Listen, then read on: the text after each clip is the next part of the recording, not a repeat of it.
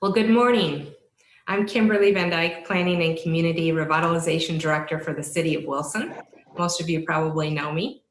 I would like to thank all of you for joining us here this morning to hear about the economic impact that the Vollis Simpson Whirligig Park has had on the Wilson community. I believe that what you hear today is really going to impress you. Recently, the Vollis Simpson Whirligig Park and Museum nonprofit, along with Wilson Downtown Development, engaged Economic Leadership LLC to conduct a study to measure this impact. Many of you may already know Ted Abernathy. He has spoken in Wilson on various occasions, such as at chamber events and economic development events. But for those of you who do not know, Economic Leadership LLC is a consultancy that helps economic development organizations and other entities with studies, plans, and strategic preparation to measure and improve their leadership capacity for better decision-making. Ted has over 35 years of experience in directing economic development and workforce organizations, such as the Southern Growth Policy Board, the Southern Governors Association, and the Research Triangle Regional Partnership. Ted has worked on hundreds of projects through economic leadership, and he speaks around the country and the trend spotting and organizational leadership. We also had the pleasure of working not only with Ted, but also with Sarah Casey and Greg Payne. Greg Payne is Vice President of Economic Leadership, and he has a lengthy background in commercial real estate, economic development, and land use planning, both in North Carolina and Virginia. Greg has strong data collection and research skills, as well as analysis skills. Sarah Casey has a rich background in working with governmental entities, international NGOs, research foundations, and economic development groups on data collection, stakeholder interviews, and analysis, including with RTI International. Clearly an experienced and dynamic team with which to work. I also want to take a minute to thank Electricities, who helped us underwrite this study. As you listen to Ted today, I challenge you to think about your role in this ongoing park project and how you can help our community further leverage this asset into the future. With that, a few housekeeping items. I want to let you all know that we are recording this presentation in order to allow others to view it at a later time. This presentation will last about 20 to 25 minutes, and then we will have time for Q&A. With that, during the presentation, if questions arise, or after the presentation as questions arise, please just type them in the chat box, and Sarah Casey will curate a Q&A after the presentation. Without anything further, I am pleased to welcome Ted Abernathy. So thank you all very much for having us here today, and we're thrilled to be part of this project. I think that when you start doing cost-benefit analysis or impact analysis, you begin by trying to explain to clients and to communities that you're really doing a math problem. And so I want to make sure first everybody can see my screen. Somebody give me a thumbs up that it looks like a slide up there. Perfect. And I want to start just by saying that we love doing these kind of things. They're important to communities. They are the backbone of communities, and we were delighted to be part of it. Let's see here if we can get this. Our firm, as Kimberly said, we work a lot on strategy work and best practices. We're data geeks, so we produce reports that are industry reports, our strategy reports, but we also do a lot of cost-benefit analysis or impact studies for places around the country. And I think the simplest one is a new business moving into a community. The strangest one we've done this year was the potential impact of a hyperloop being built in Missouri. It was hard because nobody's ever built a hyperloop, and nobody's even sure if you could build a hyperloop, but Sarah and the team worked hard on that, and we ended up doing that this year. So I think that those kind of things give us an interesting perspective. Greg and Sarah did most of the work on this, but the goals of the park were the key to how we designed it. The goals for the park that opened in 2017 were to highlight the cultural assets, create a community space, but also generate vibrancy in the area. And when you think about those different goals, then you try to figure out what it is that you're measuring.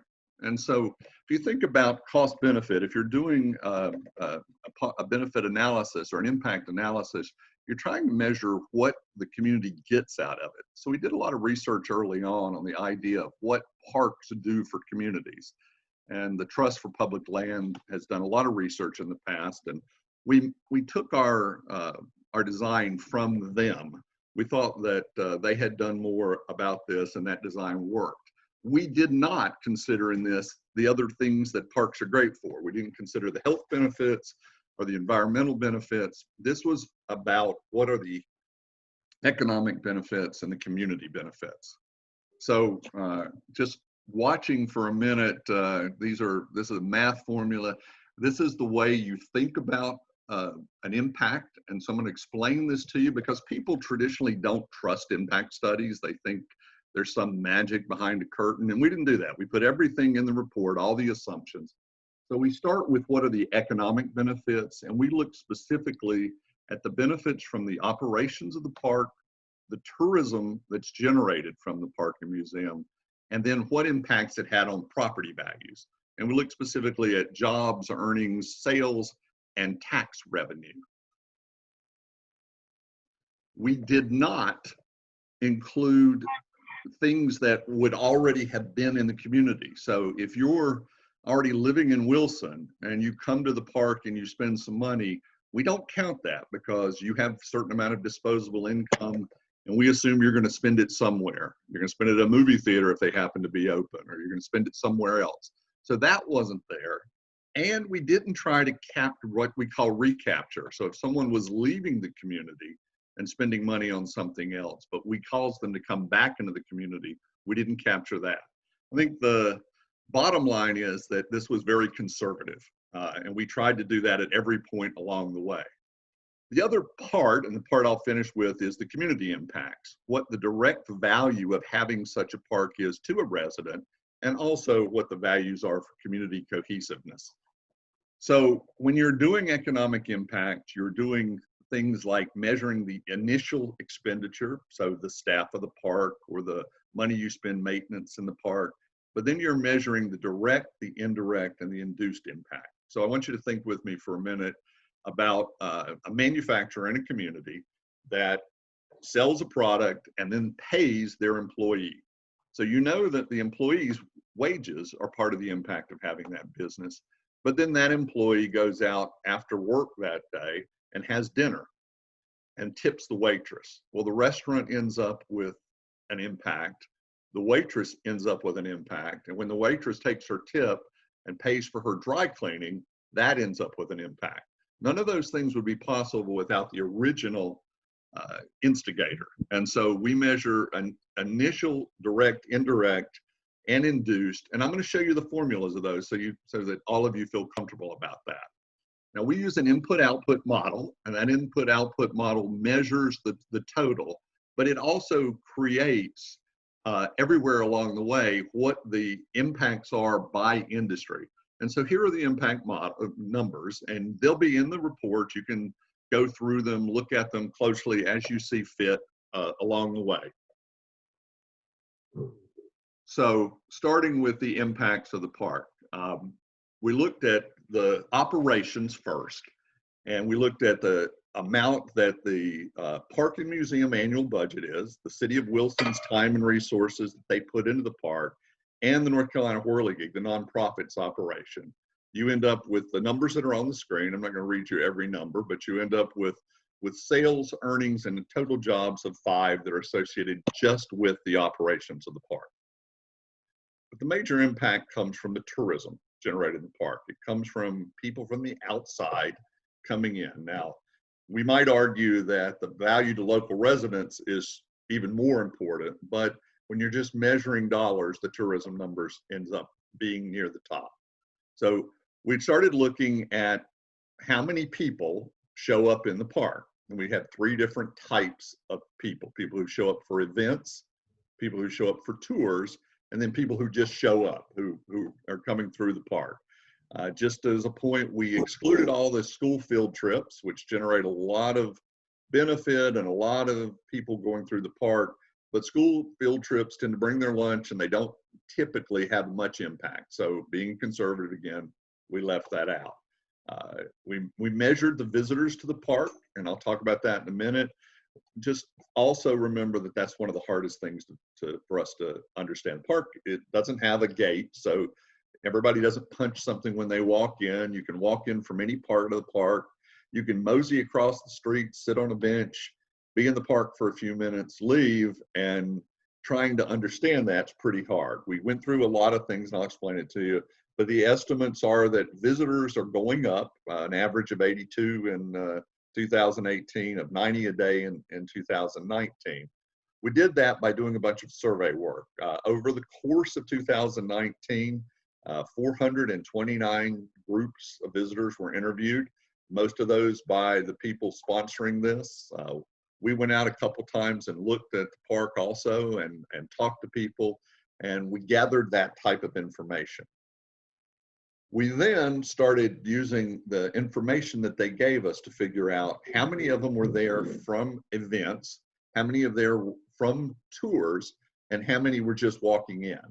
And these are the percentages. What you find is from events, about 2/3 are actually from Wilson, 62%. Another third almost from elsewhere in North Carolina. And so far, we're not gathering the out-of-state people to come in for events. The tours are a little bit different. Fewer tours, obviously, of Wilson County people, but a lot of people across North Carolina coming to tour the park, and over a quarter of the people coming from out of state for tours for the park. And then the regular people, a lot of people obviously just walk in from Wilson each day, or Wilson County each day, a third from elsewhere in North Carolina, and again, some from out of state. To figure out impacts, you have to know how many are staying overnight and how many of those are from out of state to try to build the numbers up. And this is the percentages that were determined. We then took average spending based on calculations that we did, and there were 13,270 different groups that visit the park from outside the region. We looked elsewhere, where people were elsewhere in North Carolina and out of state, tried to figure out what they were spending on food, gas, and hotels using the responses they gave us to surveys and also industry averages. And we found that the economic impacts initially from the tourism looked like this. Total impacts and sales about 1.7 million, on salary earnings of about $500,000, and 23 total jobs from the direct impacts into the park. We then added the indirect that we talked about and induced. I want you to kind of look at this, because what it shows, sometimes people say, well, and the multiplier effect is 5 or 6 or 7. Well, the multiplier effect here is about a third. And we think that's a reasonable, very conservative estimate.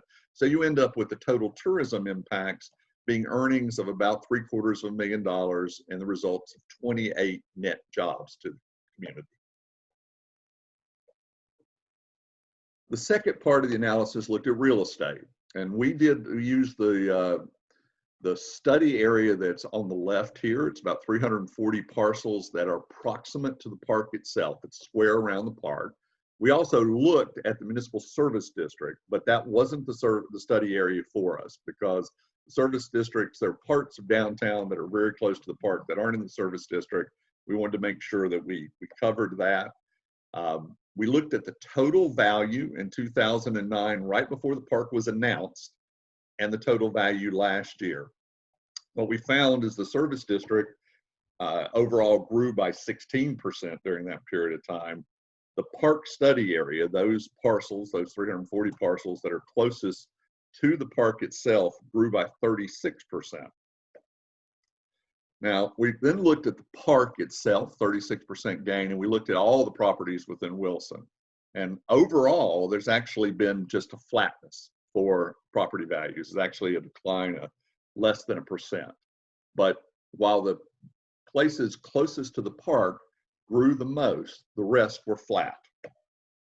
So then we went out and we talked to people all around the area, business owners to real estate people. And what we found is that property lease rates have risen significantly in the downtown over the last decade. We heard a couple people tell us that they had been able to double their rents during that time, or that before the park was there, that it was almost impossible to rent anything, and now there's demand. People told us that the Whirligig Park was a big draw. It was a big deal. It was a major asset.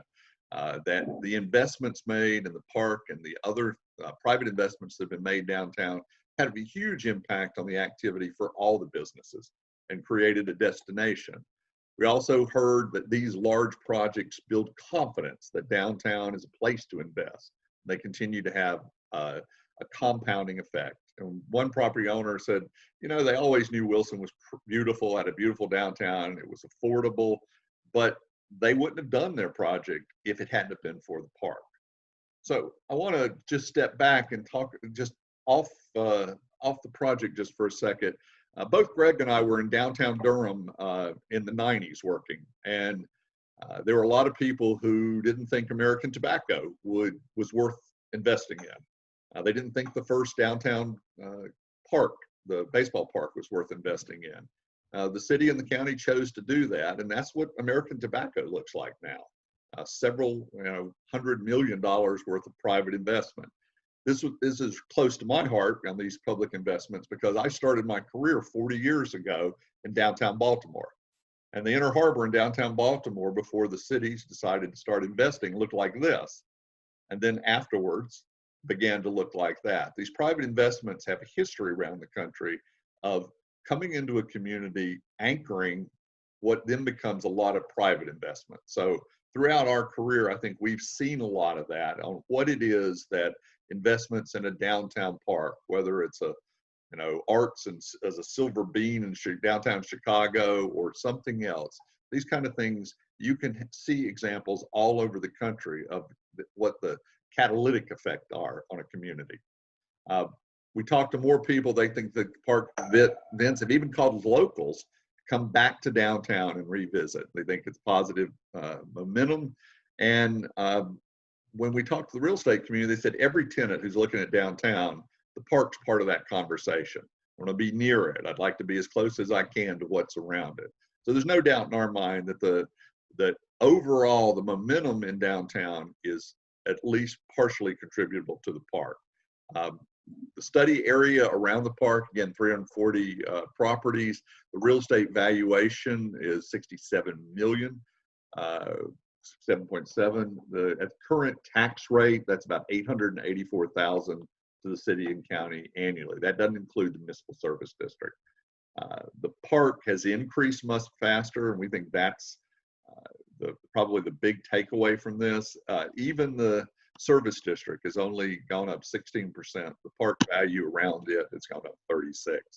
So when you start doing the math on that, you end up with only a couple jobs directly attributable to it and earnings of a couple $100,000, but you do end up with the catalyst for other things to happen around the park. So then those are the three parts: the tourism, the operations first, the tourism, the property value. The tourism is the heavy part of this, the heavy lifter. It's 2/3 of the impact. And so that makes a lot of sense to people, that people bringing new money into the community and leaving it are going to make the most economic impact. When you look at overall that impact, both the initial and direct and indirect of all of this, you end up with about a $1.1 million annual impact, about 35 net new jobs directly relatable to the park. We then looked at tax revenue.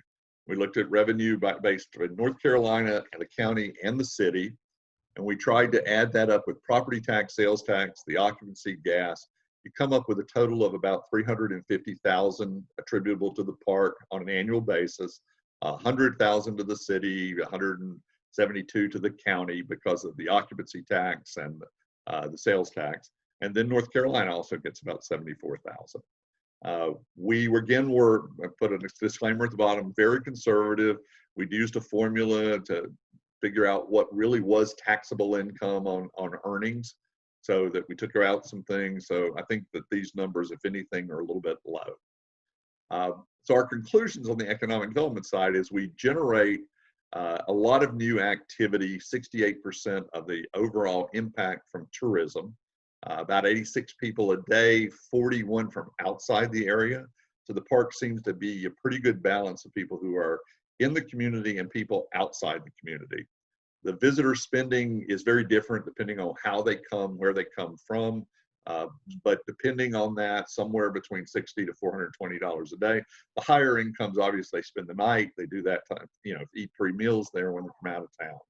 1.1 million in earnings, 35 jobs, and about 350,000 in taxes. We then started looking at the other part of this, which is the impact on the local community. And some people might debate whether there's value to a local resident. And I know most of the people on the call probably believe they know that there's value, but you can measure the value of having entertainment and art locally versus having to go somewhere else. People tend to have some disposable income. People just want to have some fun in their life.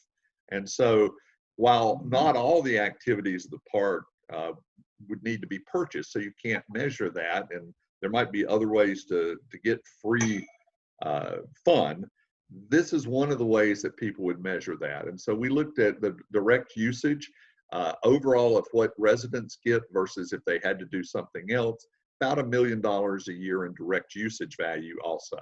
And then finally looked at all the donations, the volunteers, the volunteer hours that everybody's put in, put a value on that. And you can see here another 371,000 in value. The number of volunteers, almost 400.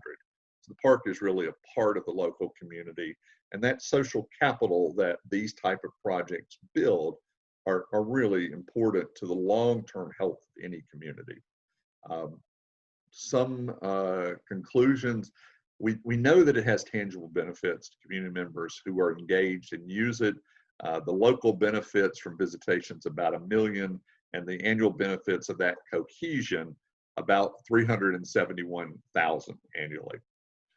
So economic benefits come from the park by spending money at local establishments, from the operation of the park itself, and from the property values. We think that what we've demonstrated here is there's a tangible amount, but it's new. And even though the community has coalesced around it and there's a real strong amount of community cohesion, the fact that you've only been open a couple years, soon be 3 years, this is a thing we believe is going to build pretty significantly over time in the community. The energy has a certain value, and we think that social capital will continue to impact both the real estate values and attractiveness of the real estate around the park, but also the image and cohesiveness of the community. I had the pleasure for the last 4 years, I've gone off now, but the last 4 years of chairing the board of South Arts. South Arts is the arts organization that distributes the National Endowment money across the South. And we've done a lot of research as part of that organization to determine how art and art installations, how they impact communities, what it is about community resilience that parks and art do. And what we found overall is if you look at the most successful places, if you look at communities that have successfully transitioned from the old economy to the new economy, or have transitioned from a time of where they were not successful to a time where they are successful, there's almost always public investment in downtowns, in public art, and public recreation. And so my history would say that these type of things over time, if they're loved in their community, which this seems to be, build a real strong anchor for that community. I was also asked, a couple of questions when we were starting to present this. What's the coronavirus going to do to all this? We're not living in the same world we lived in when we started this report. I don't think that anybody knows the answer to when and what with Corona. And I don't want to pretend that I do, but we've been doing a lot of work and collecting a lot of information on what it's going to do to real estate, what it's going to do to industry and communities. I think that people looking for less dense places to call home is one of the impacts that seem pretty certain. And smaller cities like Wilson have a real chance for to be a place where people will want to come and invest going forward. I think for any community to be on that list, they're going to have a quality of life that matters. I think you're also going to see the community job mix change a little over time. And I think that this allows that to go forward.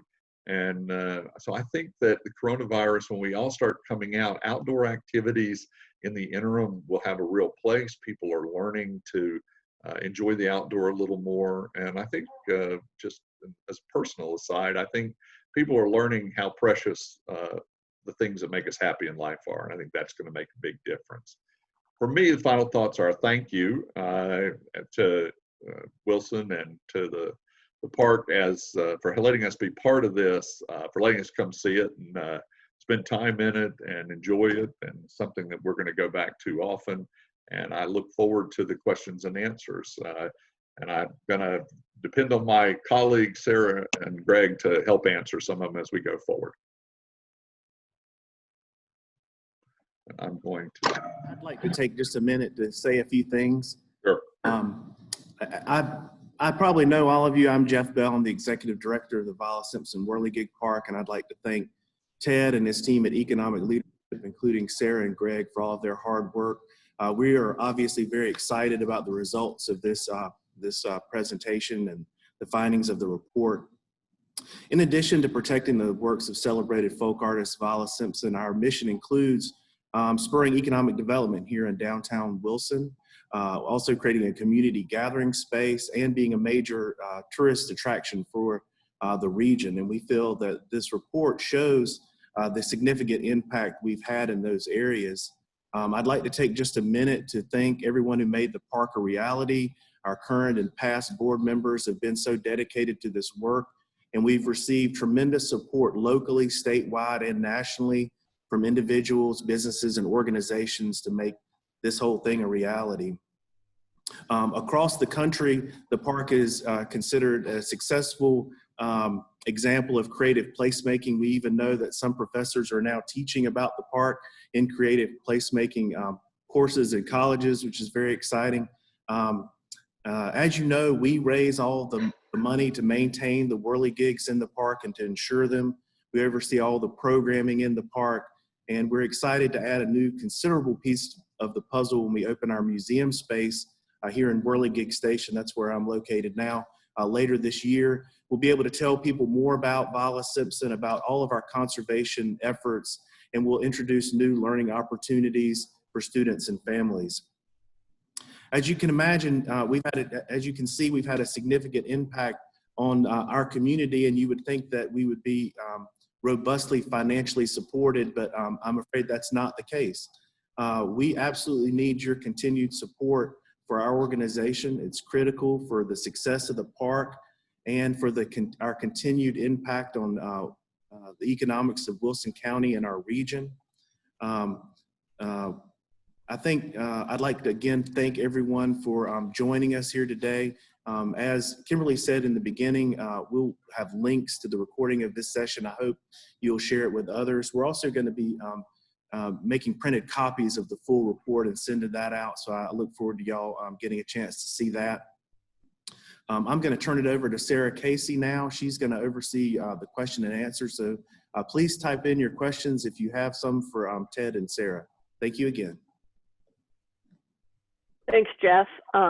Ted, you must have knocked it out of the park because right now we do not have any questions, but if y'all want to type one in real quick, we will get it answered. I do want to say that I think what Jeff mentioned about the museum and having that kind of customer face to all the visitors is going to be a real big boon to the park's impact as well.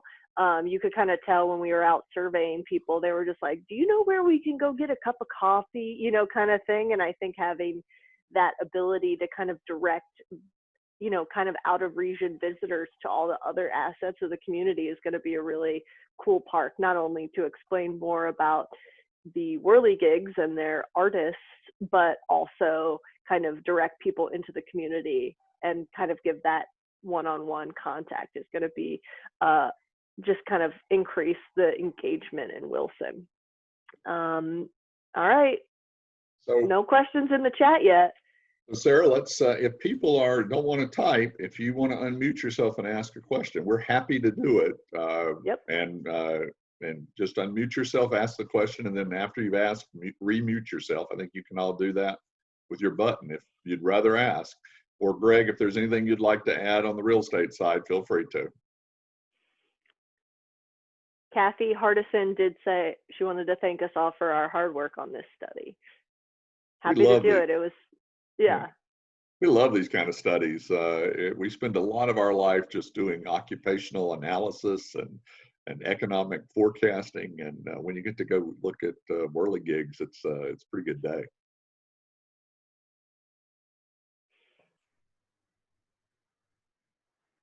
I just wanted to say it's a beautiful day at the park. I'm looking at it now. So if y'all are nearby, please come by and visit us. So we did get a question.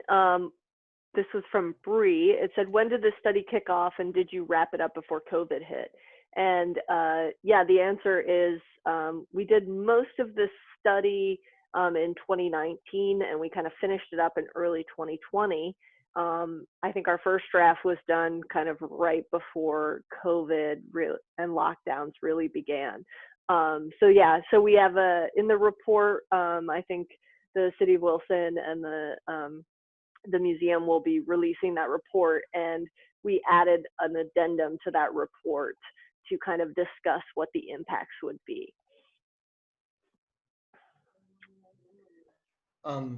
Sarah, I could comment a little bit more on the that'd be great.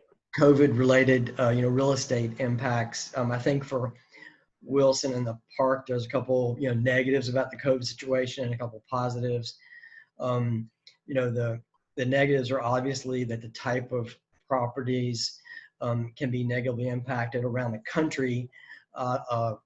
Reflect some of what's around the Whirligig Park. So obviously tourism, entertainment, retail, and restaurants and hotels are among those seeing the largest impact around the country from COVID, where some other property types like industrial and multifamily apartments and offices are doing well so far and not expected to see significant downturn.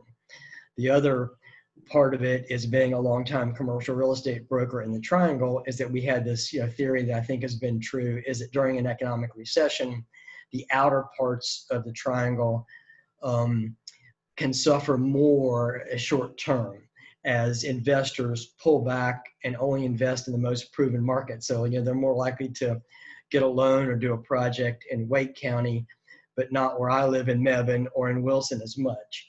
However, the positives are that there was already good positive momentum for investment and new business creation near the park before, and like other parts of the Triangle that have seen a lot of interest, it should pick up relatively quickly. And also talking with economic developers around the state and commercial real estate people, the Triangle is still overall doing quite well, is getting a lot of interest for investment from across the country and the world, and nobody thinks that the Triangle will be down long, if at all. And in fact, it's already seemed to recover in terms of investment projects quite a bit. So I think the positives are pretty good at the end of this.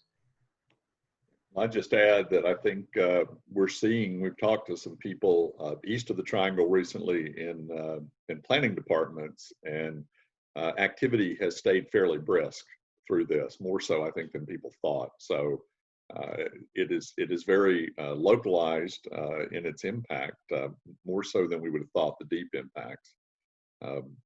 So Sarah, I think there was one more question, right? Yep. We got a question about how would having a nearby hotel affect the economic impact if it was down the road from the park. So we used Wilson County as the study region, but considering the fact that the park was designed to bring specific impacts to the downtown area, I think if there was a hotel near the park that and in the downtown area, that would only further increase kind of and concentrate those impacts to the downtown core. All right, and then Sarah? Yeah, Sarah, I would just agree with that, in my experience, that the difference between a suburban or interstate type, hotel location versus be able to experience the downtown in the immediate area for a lot of visitors, that's a big deal. And that's why I think it would really help create more synergy and energy in the immediate area, definitely. And someone asked, how about the impact of having a baseball stadium in downtown, much like Durham? Ted, you want to take that? So successful anythings help. They create traffic, they create users. Minor league baseball around the country in many places have been a catalyst to bring locals into downtown. Minor league baseball traditionally draws from a circle that's, approximate 30, 45 minutes. So you can bring some tourist, if you will, from Nash or Edgecombe County or, from Wake or somewhere. And that would certainly help. I think that when you start doing impact studies, you look at what the positive impacts would be. Eventually, you also look at what the costs are for anything, and so you'd have to balance that with minor league baseball. I happen to love it, and it was a catalyst. It would American Tobacco would not have happened without it. If you look at the downtown park in Greensboro, there have been new things around that park. But it's a lot about urban design and how the pieces fit together. So if you have a downtown park and you have restaurants and you have whatever, together they can have a compounding impact on it. As a standalone, sort of sitting out in a field, the park is the park. You measure how much people spend inside it, and that's what you measure. But as part of a downtown master plan that allows 24-hour type activity, then it can be a real catalyst if it's done well and if you've done the math right to make sure it works. Great. And Greg, I've got a question for you on the real estate values. Can you address kind of how outside of in the greater Wilson area, there was kind of no change over our time period of study? Yeah, and this related to the the tax assessed valuations, and talking with the tax assessor's office there from just before the park was announced to the revaluation in 2018 reflected in 2019 values. I think, and what the no change was actually no change in the city of Wilson overall property values. And what really happened, I think, was the long hangover from the recession. And I saw it in commercial real estate throughout the triangle, that it wasn't just in 2008 and 9, but it really continued, particularly in smaller towns in 2010, 11, and 12. There's a lot of disinvestment, or people just not able to invest and keep up properties during that time. So by the 2018 revaluation, it was really just getting back to the previous level. That's why essentially no change. It took a long time in many towns to get back to the 10 years prior condition. I just wanted to mention that I think we also have another question from our friend Jennifer Lance about what is the job mix going to be in the future years? That sounds like another study, but let me see if we can take a little guess on that. So one of the things that I'm pretty sure is a result of COVID is a huge influx of automation into many different industries. So I think that the industries that can automate the fastest, and you're going to see more automation in construction, a lot of automation we've already seen in manufacturing, but you're going to see more, and you're going to see more automation in retail and service industries.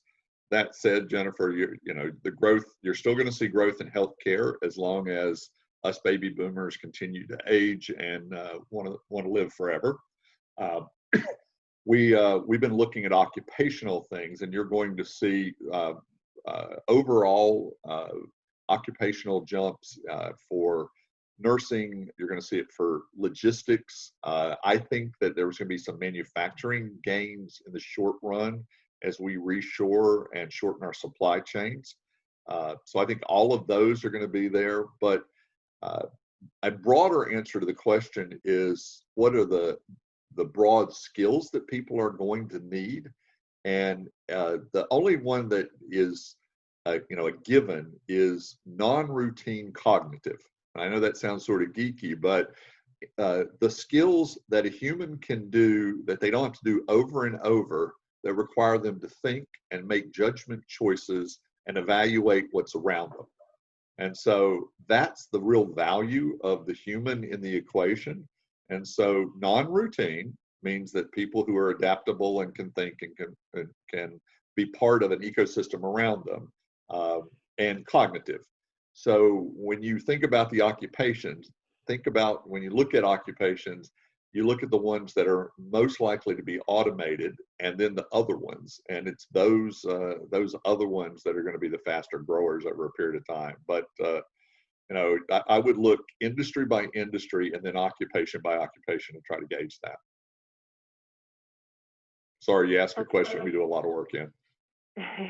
Yeah, and then we got a question about how downtowns, it's been said, from the former planning director of City of Raleigh, that downtowns need at least 10 draws and 10 activities to engage in to make kind of downtown redevelopment theory work. So maybe Greg and Ted, what are some more ways Wilson can move things further along? Well, Greg, let me start. First, Mitch was in Raleigh, and now he's in New York. So having 10 in New York doesn't really, it seems like a cheat to me. So let me just go ahead and say that. But this was about how things aggregate and build together. So it is very much about that. I'll let you start, Greg, and I'll jump in after you. Well, I was just going to say it's similar to, you know, theory in retail, that lots of retail wants to be together and near one another, and even in the same sector of retail. You know, people may think that they want to be far apart, but you know, better than one shoe store is having 5 near each other, and better than 1 or 2 restaurants is having 8 or 10. So they don't necessarily have to be big additions, but in terms of both, it says both, you know, facilities or sites and then activities around those facilities and sites need to be, you know, slowly added. And Ted, I know we've seen that over time in American tobacco of all different types of activity, right? We have, and I mean, I think the premise, Kimberly's right, that the longer you can keep people interested in a place to do different things, the more likely they are to spend their time and their money in that place. And so I think I said this during the presentation, that a master plan for a downtown has to include over time continuous improvement and continuous interest. That's why the museum adds a lot to the park as we go forward. But it's also why Disneyland has new, you know, rides every 2 years, is that you have to keep refreshing. People have to have a reason. So the tours, the people who came in from Virginia and toured the park this year, 2 years from now, they need to come back and see more, different, something. There needs to be experiences. There needs to be things. So I agree with Mitch's premise that there has to be more than one. I think that that there are ways to scale. We've done work in Northwest Arkansas where Bentonville is. I know Jeff and I were talking about this before we started. And downtown Bentonville used to have the original Walmart store, the Walmart Fime and Dime, and in the back of the store is a time capsule of Sam Walton's first office.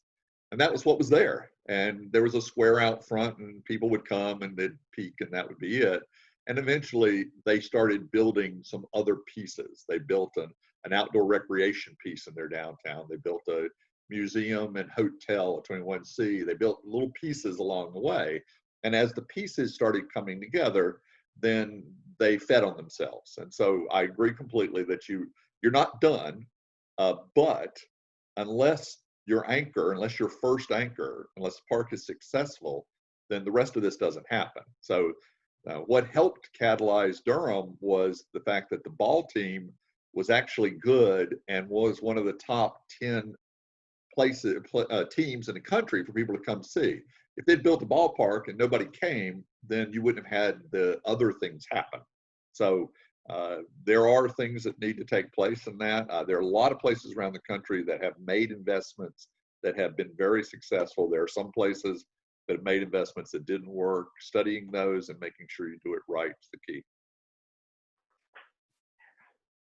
Great. And then we had a comment that social distancing is happening at the park, and there's an attempt to have social distance events so people can still find their way to the park and to the local businesses. And I think that was one of the keys that we found, kind of when we were studying what the impacts would be, is if you can do it safely and make people feel comfortable, then you can continue to have those economic benefits. Kimberly asked about a question that I can address, is kind of, since we didn't include the recapturing of leakage from locals. So basically, we believe, based from talking to people and being on the ground in Wilson, and what Jeff and Kimberly have heard from people in the community, is that a lot of people were leaving the Wilson area to get their entertainment, to go to concerts, to get their art experiences. And now that the Whirligig is providing that, people are staying local and spending their money more locally. So our study did not capture that in this iteration, and I think that was because you have to do a good amount of survey work. You have to really understand what people were spending outside of the community before the park, and then you need to have an estimate of what they were spending now, and how that's changed. And so that wasn't a part of this study's survey work, and it can be in a future economic impact analysis. It's a little more difficult to calculate than kind of just asking a out-of-town tourist like how much money they spent on gas. But we are seeing that, and I think that in addition, as Ted was saying, having the park plus all these other amenities and attractions downtown is building this and recapturing this kind of leakage that was going outside of Wilson. And Sarah, I would just follow up saying, in our stakeholder interviews, the number of people who mentioned that they are seeing Wilson County residents come downtown again for the first time in years is important. And the fact that not just the park, but the events and festivals is a big part of it. And people consistently mentioned the perception now of a family-friendly, child-friendly, and safe atmosphere. And so having that to get families to spend their money as opposed to going somewhere else or staying at home is definitely, you can tell that it's adding to economic recapture. Let me just add that, just as a philosophy, we do a ton of data work for people around the country, and we're very conservative in the way we do this. I think you could find someone who wanted to make that estimate and would have bigger estimates. We thought it was important, as the first impact analysis for the park, that we stay as conservative as possible with our data. And so I agree with Sarah, you want to add that as you move along. You want to do more survey work and more counting as you move. Eventually someday we'll have a drone that's overhead of the park taking pictures 24/7, and we'll know how many people come in. But for this, we were trying to stay as conservative with the numbers as possible, because we want the whole community to embrace the fact that there really is serious impact taking place, and from that, it'll just grow.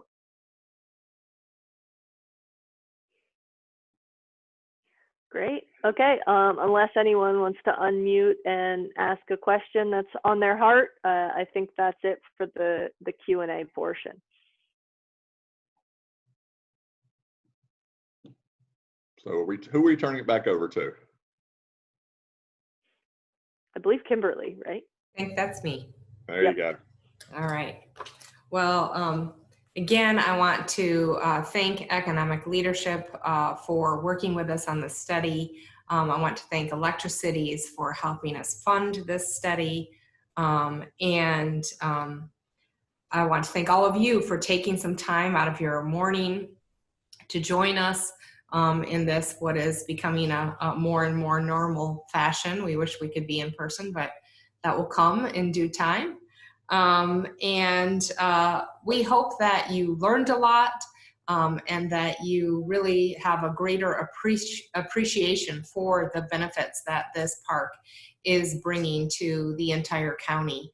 I don't know about the rest of you, but when I hear things like that the property surrounding the park had an increased property value of 36% compared to 16% in the MSD and completely flat in the city as a whole, that's pretty compelling. And that tourists infuse at least $3 million into the local economy by visiting the park. Take this information and again, think about how your organization or your industry can benefit from having this asset, and think about how you might reach out to the park nonprofit about supporting them and how you might partner with them for the sustainability and growth of your own organization. We will be sending this recording out. So if you want to watch it again, you can. If you want to share it with others who maybe didn't get to see it, you can do that, as well as a link to the whole study. And also, if you're a member of a civic organization or some kind of board that wants to have this presentation, Jeff or I could give a very similar presentation, and or we could share this video for your group to watch and listen to. So with that, I think that we are complete. And again, as always, I'm just thrilled to work with all of you in this really amazing community that we have here in Wilson. So thank you so much. Have a great day.